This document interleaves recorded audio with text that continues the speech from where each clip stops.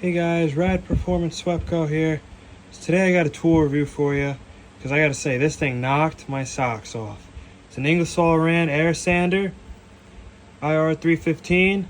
I have it out of the box already, so I'm gonna show you what I've been doing with it. So I'm sanding the hood for the 84.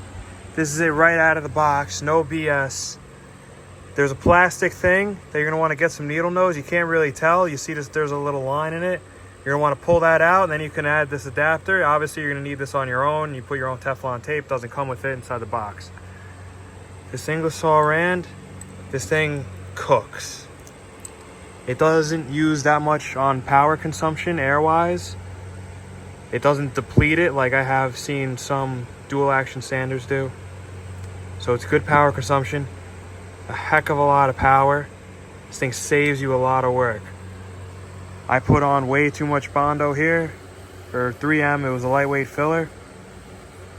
This thing knocked it down really quick. You just want to make sure that you're lifting it off.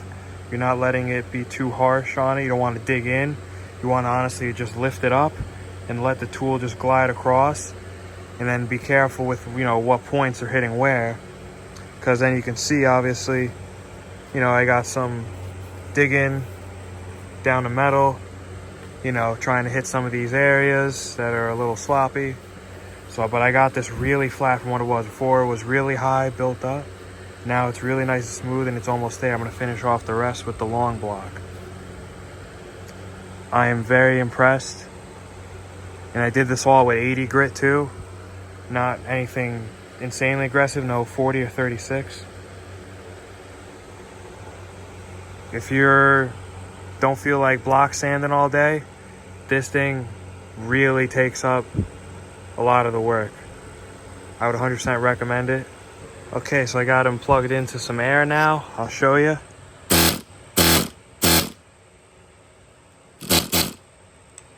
You can just hear it already. This thing just fires up and goes. No issue. Cuts right through. Good on air consumption if you don't have the biggest air compressor in the world like I do. I'd show you in action, but I think I've already dug through enough. So I'm gonna finish off the rest with the long block. Definitely a great tool. Okay guys, please like, comment, subscribe. Stay tuned for the rest of this hood. I'm gonna be painting this black.